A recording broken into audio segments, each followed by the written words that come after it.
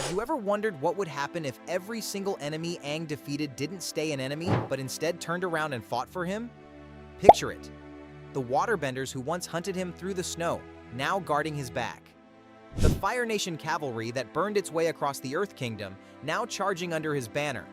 The angry prince who chased him across the entire world, now standing at his side. How unstoppable would a coalition like that actually be? And when the smoke finally clears over the Fire Nation capital, would the Fire Lord be left standing completely alone, beaten not by a stranger, but by an army built entirely out of his own former weapons? Let's find out. So the story would start out mostly the same. Aang would still get pulled out of that iceberg by Katara and Sokka, still wake up 100 years too late, still learn that his entire people had been wiped from the world while he slept. None of that changes, because none of that is a fight he could ever have talked his way out of. And quickly, before we go further, when I say everyone Aang defeated, I mean every enemy his side ever put on the ground. But here's the part that makes this work. A few of them, Aang never actually beat at all. They just saw what he was building, and they chose to join it. That's the real power here. Mercy doesn't only win the people you defeat, it pulls in the ones watching from the sidelines too. The single thing that changes here is simple. Every time Aang's side beats someone, instead of leaving them behind as an enemy, Aang offers them a way back. He tries to turn them. And here's why that isn't as crazy as it sounds. Most of the Fire Nation soldiers he fights aren't fighting because they hate him. They're fighting because they're afraid, or because they were ordered to. And if a person fights out of fear instead of real hatred, then I do believe kindness can reach them. The catch, and this is something Aang would have to learn the hard way, is that not everyone is going to take the hand he holds out. In fact, some of them would rather drown than let themselves be saved by him, and he would learn that almost right away. Early in his journey, before he's turned a single enemy, Aang would come across a Fire Nation patrol that has already burned its way through a small Earth Kingdom village. In the original story, he'd just fight them off and keep moving, but this version of Aang would try talking first. He'd look the commander dead in the eye and tell him he understands that these men are only following orders, and that they don't have to keep doing this. And the commander wouldn't even slow down. He'd laugh right in the boy's face and come at him twice as hard, because to a man like that, mercy doesn't look like strength, it looks like an opening. So Aang would be forced to drop him with a blast of air and walk away with nothing. No new friend, no breakthrough, just a sick feeling sitting in his gut. And that moment matters, because it teaches him that talking only reaches the people who still have something human left inside. Some men are too proud, some are simply too far gone. But the very first person who would actually take his hand is going to surprise him, because she'd just spent 10 solid minutes kicking his teeth in. The first real win would come on Kyoshi Island. Same as in the original, the Kyoshi warriors would ambush the group, tie them all up, and Suki's squad would absolutely outfight them. Because these are disciplined, trained warriors, and Aang and his friends are just kids who showed up acting cocky. But once Aang proves that he really is the Avatar, all that hostility would flip in an instant. And here's where this timeline splits off. In the original, Aang would thank them, ride the Unagi to put out Zuko's fire, and sail off the island. But this Aang would stop and actually look at what he's standing in front of, a skilled fighting order, dozens strong, that worships Avatar Kyoshi and answers to absolutely no one in the Fire Nation. So instead of a friendly goodbye, he'd ask Suki to stand with him for real, not just for today.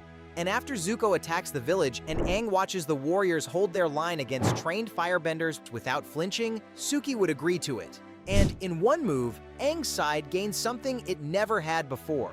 Not just a unit of elite fighters, but Kyoshi Island itself, a fortified home base sitting out in the water that the Fire Nation has never once managed to hold. Somewhere his people can rest, regroup, and disappear when the world gets too hot. He's not a kid traveling with two friends anymore. He's quietly building something much bigger. The next one, though, wouldn't come quietly. The next one wanted to drown an entire valley full of farmers. That next one would be Jet. In the original story, Aang and Katara happily help Jet and his freedom fighters, right up until they realize the plan is to blow the dam and flood a whole valley of innocent villagers just to drown a handful of Fire Nation soldiers hiding among them.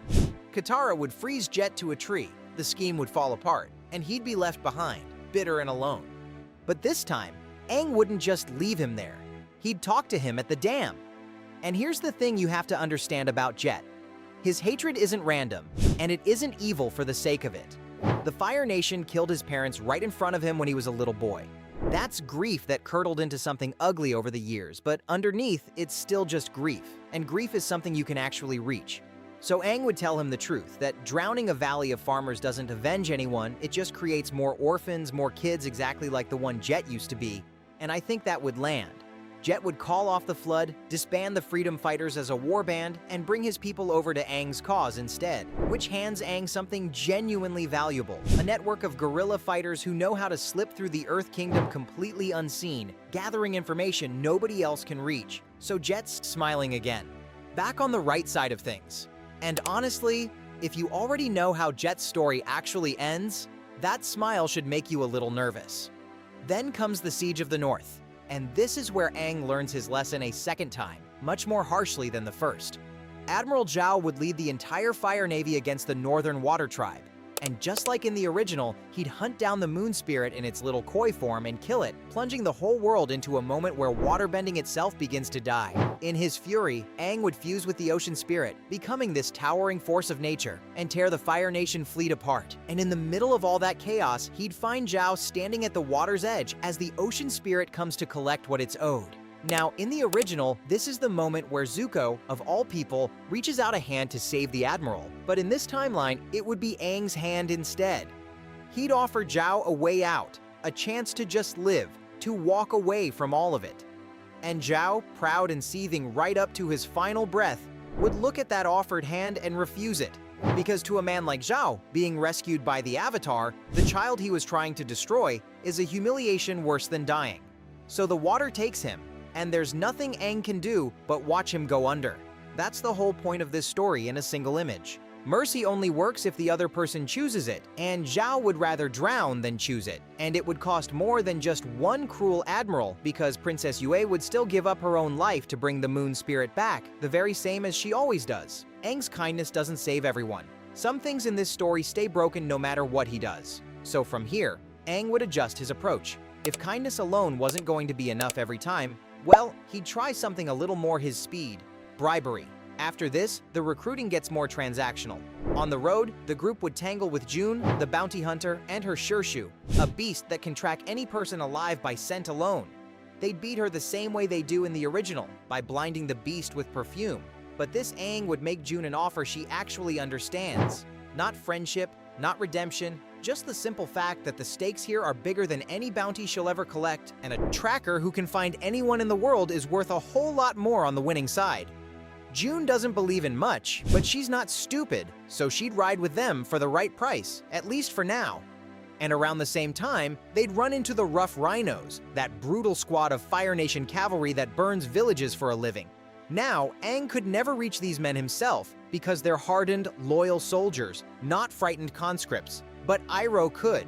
Their leader once served under the Dragon of the West, and one warm, friendly word from Iroh, probably over a nice cup of tea, would do what all of Aang's speeches couldn't. So the coalition gains a tracker who can find anyone and a cavalry unit that knows exactly how the Fire Nation army thinks and moves. The snowball is really rolling now, which is exactly why the next stop would nearly end all of it. That next stop would be Ba Sing Se, and it would cost Aang one of the people he'd already saved. Inside the Great Walled City, the group would cross paths with Jet again, who's been quietly trying to start a new life there, exactly like in the original. And just like in the original, the Dai Li, the city's secret police, would catch him. Long Feng would have Jet brainwashed, his mind scrubbed and rewritten. But when Aang's group finds him, that same stubborn kindness would break through the conditioning and pull the real Jet back to the surface. And the moment he's himself again, Jet would turn on Long Feng to protect his friends. And Long Feng would strike him down for it. Aang's healers would do everything they possibly could, but it wouldn't be enough, and Jet would die down there in that dark cavern beneath the city. Now here's what makes this hit so much harder than it does in the original, where Jet's death feels distant and almost unclear. In this timeline, Jet wasn't a stranger. He was Aang's recruit. Aang reached him, talked him down off that dam, saved him, brought him over, and then couldn't keep him alive. And that breaks something open in Aang. Standing over Jet's body, he would realize that turning an enemy into a friend means absolutely nothing if you then send that friend into danger you're not strong enough to shield him from. It isn't enough to offer the hand. You have to be strong enough to keep the people who take it alive. From this point on, Aang stops collecting friends and starts carrying lives. He trains harder than ever, and he stops sending the people he saved into the dark alone. And Jet's fighters, Smellerbee and Longshot and the rest would stay on after him, keeping that network alive in their leader's name. But Ba Sing Se wasn't done teaching him yet, because the next lesson is that some people can't be reached by kindness at all, and one of them was about to put him in the ground. That lesson starts with the Dai Li themselves, who would prove completely unrecruitable. These men don't follow kindness, and they don't follow ideals. They follow whoever projects the most raw, naked power in the room. Which is exactly why, the second Azula walks into Ba Sing Se looking more dangerous and more in control than Long Feng ever did, the Dai Li abandon their old master without a flicker of hesitation and serve her instead. Aang's gentleness, the one thing that's been winning him allies all series long, has zero pull on people like that. So when Azula stages her coup and seizes the city, the Dai Li are hers, not Aang's. Now, this whole arc is about to become the lowest point of the entire war for Aang. But hold on to one thought through all of it, because the person who pulls him out of this pit is someone you would never see coming. First though, the bottom falls out. Down in the Crystal Catacombs, everything would go just as badly as it always does. Azula would catch Aang at his most vulnerable right as he's entering the Avatar state and strike him down with a single bolt of lightning. And let's just be honest about this, because the premise demands it. Aang does not beat Azula. He never does. She beats him, cleanly and brutally, and only Katara's spirit water dragging him back from the edge keeps him alive at all. Ba Sing Se falls. So in one single arc, Aang's whole approach fails him twice. The Dai Li refuse the hand he offers, and the one enemy he most needs to reach is the one who nearly kills him. The coalition is real and growing, but it has walls, and he just hit 2 of them at once. And yet, the thing that finally turns all of this around is the last person on Earth you'd ever expect. The angry, scarred prince who spent 3 entire seasons chasing him across the world. And that strategy would start working again in the biggest way imaginable, when Zuko finally comes around. Now Zuko is a special case because he isn't beaten into joining. He turns himself. After everything that happens at Ba Sing Se, after he finally sees with his own eyes exactly what kind of man his father really is, Zuko would track the group down at the Western Air Temple and ask, of all things, to teach Aang firebending. And here's where this timeline actually helps him. In the original, the group is deeply suspicious and Zuko has to claw his way into their trust. But in this version, where Aang has already turned half a dozen sworn enemies into friends, the whole group is far more willing to believe that a person can genuinely change. So Zuko's road back would be a lot smoother, and that hands Aang an enormous prize. Not just a firebending master to finally complete his training, but the disowned prince of the Fire Nation itself. Someone who knows exactly how the royal family thinks, plans, and fights from the inside. But that same stretch would also prove that some people can't be turned at all. Zuko had hired Combustion Man, that silent assassin who fires explosions straight out of the tattoo on his forehead. And when Zuko tries to call him off, the man simply ignores the order because he's already done the math and figured the Fire Lord will pay more for the Avatar dead. There's no pitch, no shared grief, no appeal that reaches a weapon for hire. So he'd die the same way he always does, when Sokka's boomerang clips that tattoo and turns his own blast back on himself. Some enemies take the hand. Some can't be bought at any price. And with Zuko in, the floodgates open, because Ozai is about to start losing his own family. By the day of Black Sun, the bleeding would really begin, and it would be Ozai's own people doing the bleeding. First, there's King Bumi, Aang's 100-year-old friend who's been patiently waiting this whole time for exactly the right moment to move. During the eclipse, when every firebender in the world is powerless, Bumi would commit fully and liberate the entire city of Omashu completely single-handed. And just like that, a whole Earth Kingdom army is back in play, freed and fighting, far earlier than it ever was in the original story. Then at the Boiling Rock, Azula's 2 closest companions would walk away from her for good. Mai, who loves Zuko more than she has ever feared Azula, would betray the princess to save him. And Dai Li, the one person alive who can switch off a bender's power with a few quick jabs, would chai block Azula cold to protect Mai. Now, I'll be straight with you. These 2 aren't defeated and recruited so much as they defect on their own. But the effect on the board is exactly the same. Because going into the comet, Azula has now lost her deadliest knife and her chi blocker both at once, leaving her with no inner circle and not a single person left she trusts. That isolation, the thing that eventually shatters her completely, starts right here. Of course, mercy wouldn't reach absolutely everyone. Hama, the old bloodbender, would stay too twisted by her own suffering to ever take a hand, and she'd remain right where she belongs, in chains. But the pattern is undeniable now. Every single person who leaves Ozai's side in this timeline doesn't just disappear. They become firepower that's suddenly pointing the other way. Which brings us, finally, to the comet. And the only question left that matters. When the sky turns red, who is actually still standing beside the Fire Lord? And the answer is almost nobody.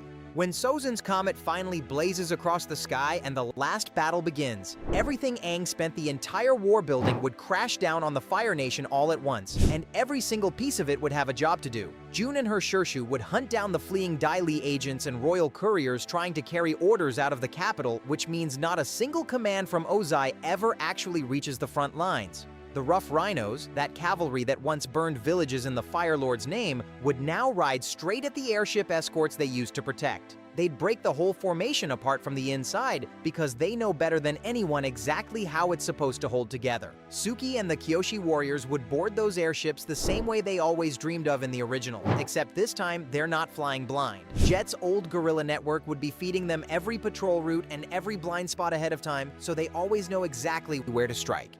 King Bumi and the freed Omashu army would lock down the Earth Kingdom completely, making sure the Fire Nation has nowhere left on the continent to retreat to. And the Order of the White Lotus, led by Iroh, would march on Ba Sing Se and take the whole city back in a single day, just like they do in the original, only now that legendary feat is just one small gear in a much bigger machine. Meanwhile, Katara would still face Azula one-on-one in that comet-enhanced duel, because that fight was always hers and hers alone, and she'd chain the screaming, shattered princess to a metal grate, the very last enemy in this entire story who simply could not be reached. And Aang would meet Ozai by himself at Wulong Forest. This is the one defeat in the whole timeline that has to stay a defeat, because Ozai is the genocidal heart of everything that went wrong, and there is no kind word, no offered hand that ever works on a man like that. But here's the whole point of this video, the thing the entire premise has been building toward. Even Ozai, Aang would refuse to kill. Having learned energy bending from the lion turtle, Aang would reach inside him and strip his fire bending out entirely, leaving him alive but utterly powerless, and tell him he can never use it to hurt or threaten anyone ever again. And then the Phoenix King would look up from the dirt and finally see who actually beat him.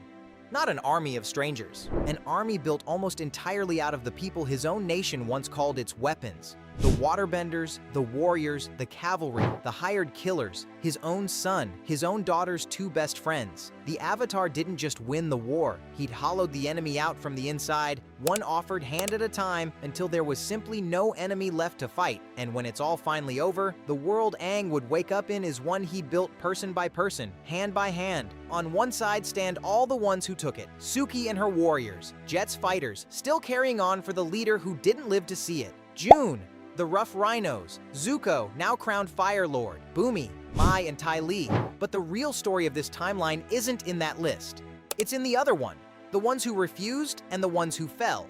Zhao, who chose the cold water over Aang's hand. Jet, who took that hand and died anyway.